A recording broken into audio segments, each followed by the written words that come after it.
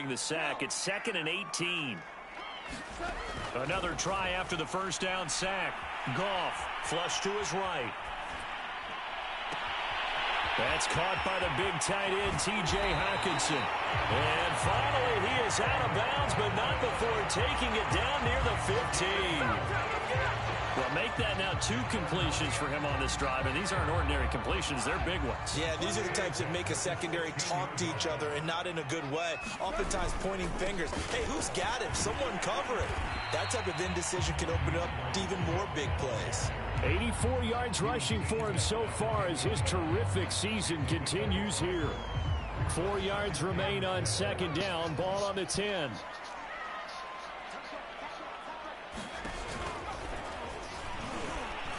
And this carry not as productive. He's swallowed up at the line of scrimmage. No gain on the play that time, and they'll look to convert on what will be a 3rd and 4.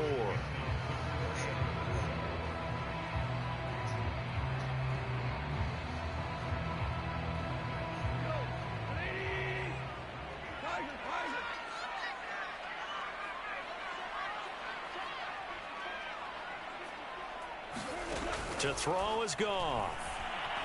Eluding the pressure right. Yeah. It is incomplete. I think that was a good job there defensively. They did allow him to drive all the way downfield, but once they got their backs to the goal line, they really turned up the pressure. Yeah, they let him get all the way down here. Now the field shrinks. They've struggled to convert, and that last incompletion brings up 4th. Now the offense going to use the first of their timeouts. They'll have 2 remaining as we step aside here in this first quarter.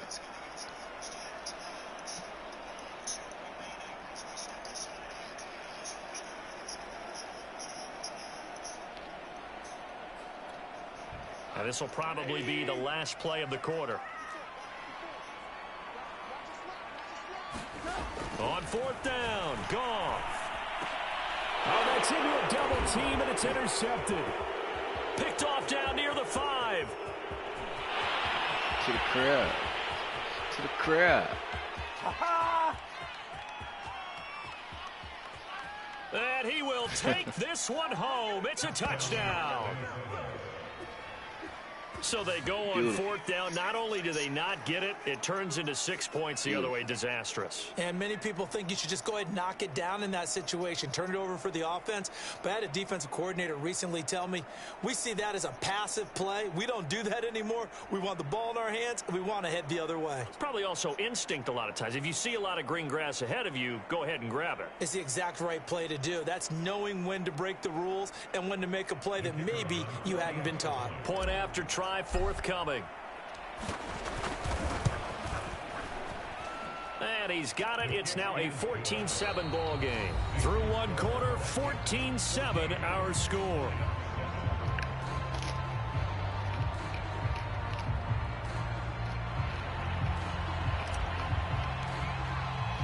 The kickoff unit is out on the field, and they will send this one away. And here comes a return from a few steps into the end zone. And he'll get it up past the 20 to about the 22.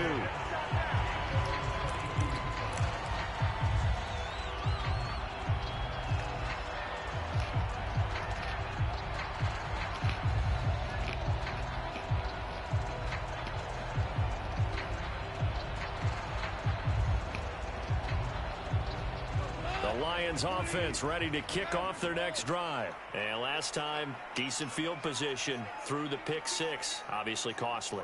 But they can't afford to just bunker in now. All right, good field position means go ahead and attack on offense. Try and press the advantage a little bit. They just have to be better with the football on this possession. So that didn't bother you too much last time? No, because it's exactly what you're supposed to do. You can't have good field position and not try to take advantage of it. Sometimes the defense makes a good play too. 6 yards left on 2nd down.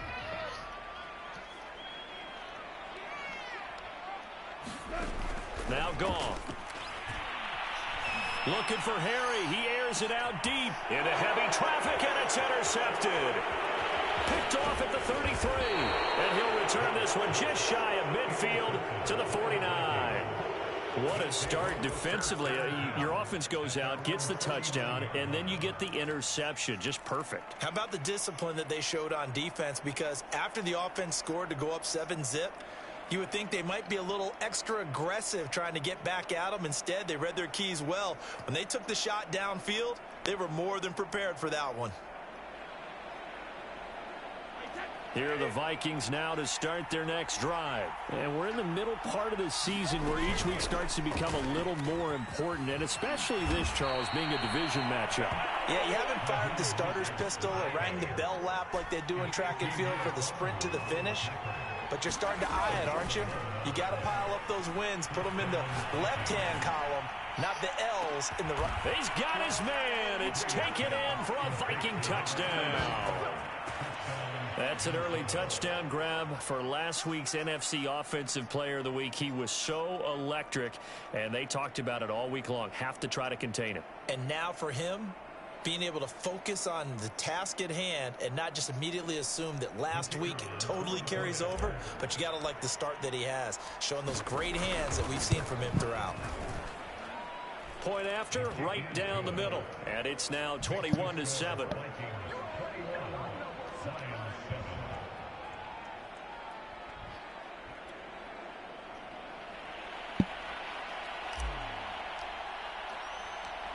Set now to kick this one away, and off it goes. From a yard or two deep, here comes a return.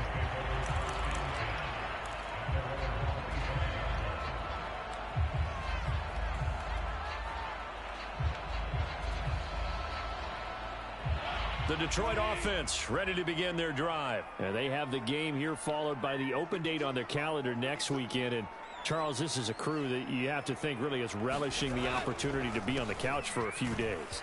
Yeah, they certainly are, but let's face it, partner, they can't get caught looking ahead to that couch time while they're playing this one. They've got to take care of business first. 104 yards rushing for him as he has been tough to stop here this first half. One play has him up past the 40 already, and another 1st and 10.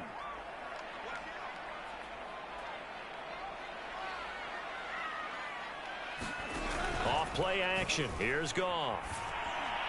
And the timing a bit off that time as that one falls to the ground. Some of the fans here don't seem too happy about what we've seen in this first half. No, not at all, and I understand why. They've looked lethargic, out of sync, and it shows on the scoreboard. So after the incompletion on first, now 2nd and 10. From the gun, here's Goff. And yet again, Goff is intercepted. Picked off by Stephon Gilmore. 3 first-half interceptions now, and Charles, you'd have to think a fair amount of concern is developing over there on that sideline. And there should be, because essentially he's been a little loose and possibly reckless with the football here in the first half. Now, maybe it's not all on him, but still 3 interceptions. That puts the entire team in jeopardy. So the play caller from here on out got to design some throws for him that he can complete, keep it away from the defense, and try and get him back on track. So after the INT, it's Brady going deep downfield for Ross. And incomplete on the deep ball. Well, you know, this club, there were some reports earlier in the week, and most have heard this by now, is so-called unnamed sources that were saying all is not rosy in that locker room. There's whispers that 1 or 2 guys, CD, have kind of had enough of how things are going and have been going. How would you handle that as a coach? Well, you and I both know all the coaches that we've dealt with and come in contact with. They'd love to get their hands on those unnamed sources, wouldn't they? But they know that that's not possible, so I think they've got to go in there and make sure that this isn't a distraction. They also know that once the grumbling starts, it becomes a slippery slope, and it's hard to stop the fall. But I think you need to sit some guys down and say, hey, look, we're still hoping to be a playoff team this year. We need you guys to be bought in with what we're doing. Come on, let's get on board. 4 minutes to play here in quarter number 2. On play action, now Brady. And now a fumble. Brady loses the football. Offensively lucky they're able to keep the football, but now 4th down, so they'll have to boot it away. I do think, though, they're going to look at this as a positive. 1, they recovered the fumble, so they retained possession. But 2, being able to punt it, changes field position for them. Imagine if that turnover takes place there. Now your defense has to go onto the field and try and hold.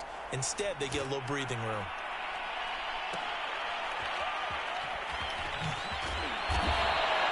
We'll call that a 49-yard punt, but a net of just 39 following the 10-yard return.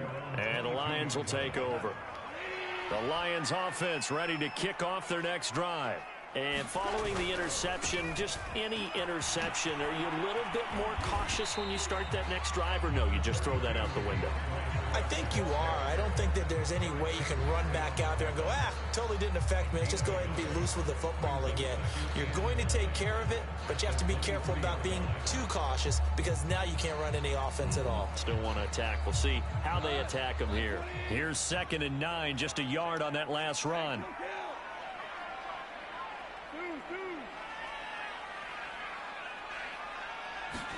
They'll fake the handoff. Now Goff.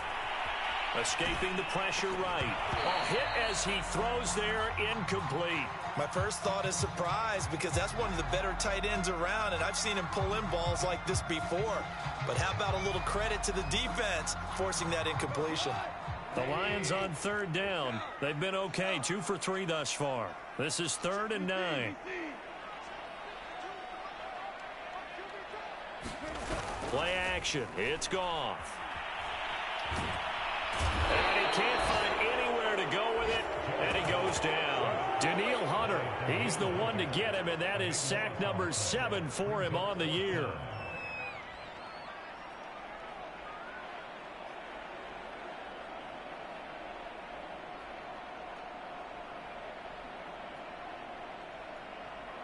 Here comes the Lions punter now, as his first punt will come from inside his own end zone. He was only asked to punt once in the victory last week as he sends this one away. Second quarter action, 1:56 remaining.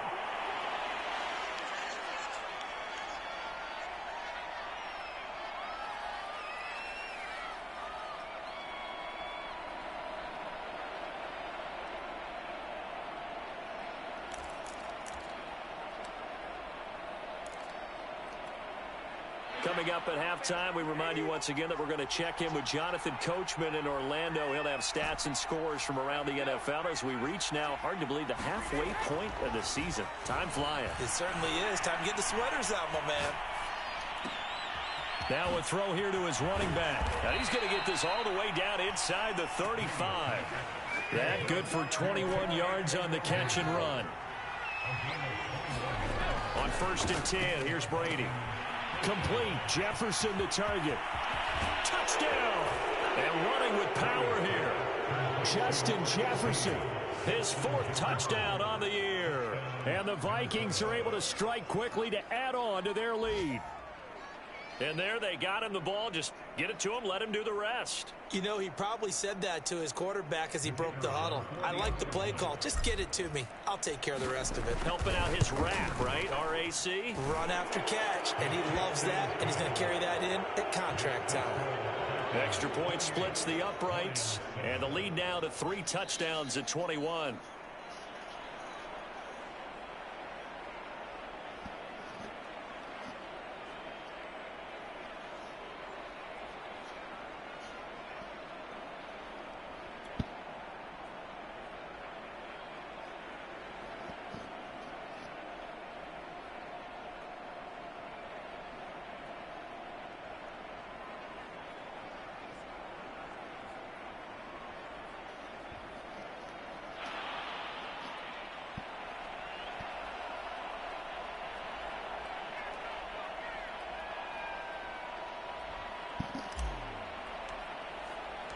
The kickoff team on the field now as they will send this one away.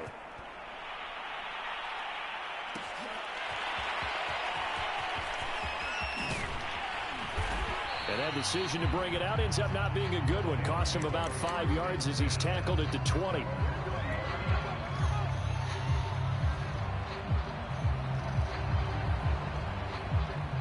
The Detroit offense ready to begin their drive. It was still more than a minute to go in the half. Time to try to mount a drive. And I would think that they would have to. This is today's NFL. You got to push it whenever you get an opportunity. You could never have enough points with the high-powered offenses that you face. And analytics will tell you, try and score when given the opportunity. No gain there on the completion. 2nd and 10.